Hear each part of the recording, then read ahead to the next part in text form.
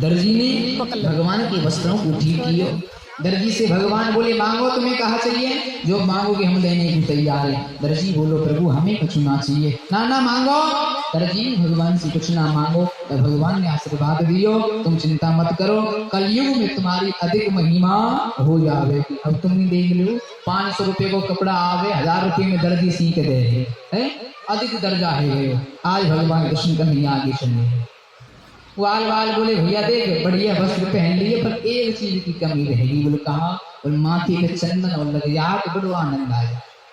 वाल वालों से भगवान बोले चिंता मत करो आगे चलो। देखो भैया माथे पर चंदन जरूर लगाना चाहिए, गले में तुलसी की माला, माथे पर चंदन, इसे लगाने से हमें एक पदवी प्राप्त हो जाती है भगत जी। सब लोग कहने लग जाते हैं। माथे पर चंदन लगाने से, गले में तुलसी की माला फेरने से, मुख में नाम राम नाम लेने से यमराज के यमदूत है ना वो भी हमारे पास में नहीं आते। वो यूं कहें भैया वो तो भगवान को भक्त है, यहाँ के पास में तुम मत जाओ, ये तो नरक में ना जावेगो, ये तो स्वर्ग में ही जाओगे। माथे पर चंदन लगाओ, गले में तुलसी की माला पहनो और मुक्ति भगवान को बहनो। भगवान को नाम जरूर लेना चाहिए। राम नाम रटते रहो जब लग घट में प्राण, कबहू तो दीन दयाल के भनक पड़ेगी आन। जीवन में याद रखो ठाकुर जी को वंदन जरूर करना चाहिए, भगवान को नाम जरूर लेना चाहिए। सबरे ग्वाल वाल आगे को चले। एक कुब्जा नाम की स्त्री कंस को चंदन घिस के ले जाए।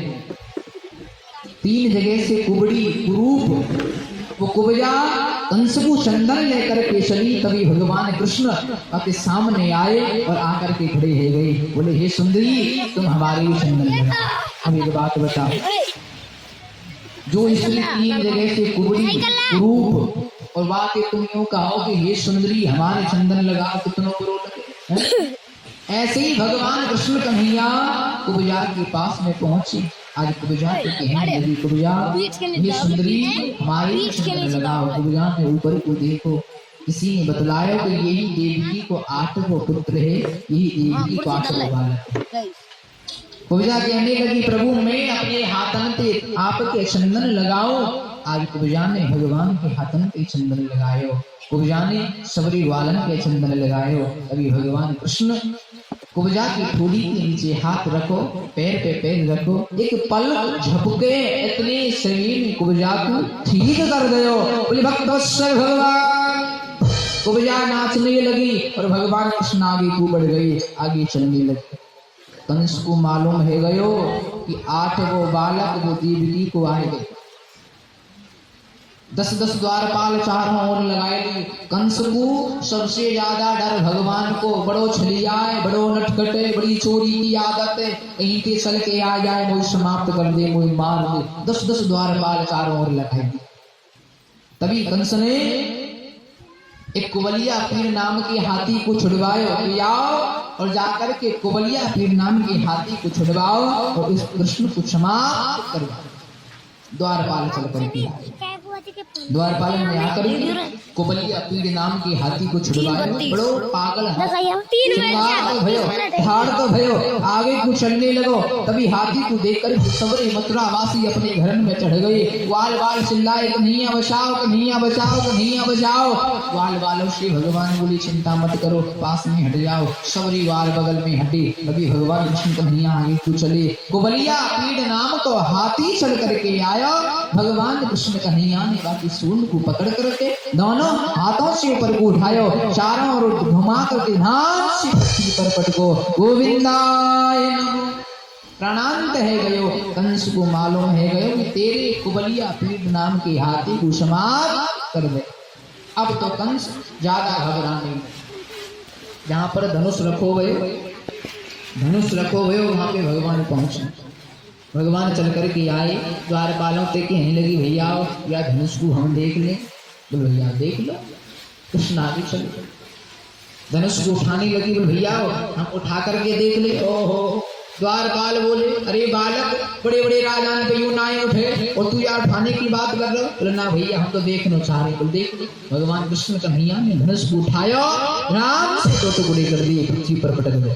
कंस को मालूम है गयो कि जो धनुष तो शंकर भगवान ने दयो वाकों की खंडन है गयो है। अब तो कंस के सच में अंदर प्रकट है गयो कि अब तू वो कृष्ण ना छोड़ेगो तो समाप्त कर। कंस के मन में भय प्राप्त होने लगे।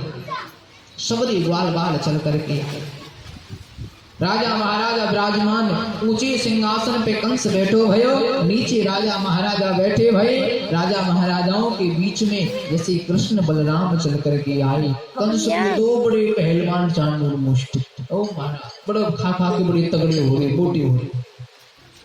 तभी भगवान कृष्ण कन्हैया के पास में कंस के दो बड़े पहलवान चांडूर मुष्टिक दोनों को भेजो कि तुम जाओ और जाकर के कृष्ण बलराम को पकड़ के युद्ध करके मलयुद्ध करके इनको समाप्त करो। चांडूर मुष्टिक चल करके आए, कृष्ण बलराम के हाथन को पकड़ लो, कहने लगे तुमने बड़े बड़े राक्षसन को मारो है, बड़े बड़े राक्षसन को प्राणांत किया है, आज तुम हमसे युद्ध करो, हम तुमसे युद्ध करना चाहते हैं। भगवान कन्हैया छोटे छोटे, बलराम जी छोटे, भगवान कृष्ण छोटे, अब चांडूर मुष्टिक दोनों बड़े पहलवान हैं, बड़े तगड़े पहलवान। अब दोनों की बराबरी ना। एक बात बताओ, अब ये बैठे इनमें हम कहा बराबरी है? इन्हें तुम चांडूर मानो और हमें कृष्ण मानो है। अब ये कितने बड़े पहलवान, हम कितने छोटे, कहा कभी कम ना आए।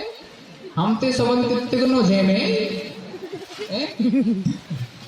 एक बात बताएं, देखो भैया भगवान की कथा चल रही है, हमने इतनी बात बताई कि भगवान की कथा में मनुष्य बुढ़ापे ना दिखावे, मनुष्य बुढ़ापे ना दिखावे। 5 बार भगवान मनुष्य को सदाते हैं कि मेरो भजन कर, मेरो भजन कर, मनुष्य ना कर। सबसे पहले बाल सफेद है जाए। भगवान यूं कहे कि भैया तो बुढ़ापो आएगा, अब तू मेरो भजन कर। पर कहा के महाराज आजकल के बड़े बूढ़े में दिमाग बहुत ज्यादा है, वाला में 10 रुपए की डाली है और पेशाब करने लग जाए। वही हाल हमारे का था, तो एक सफेद बाल ना होंगे हैं। अभी बुढ़ापे दिखाई ना रहे हो, तो हम यूं कहने का क्या को धार है जाए।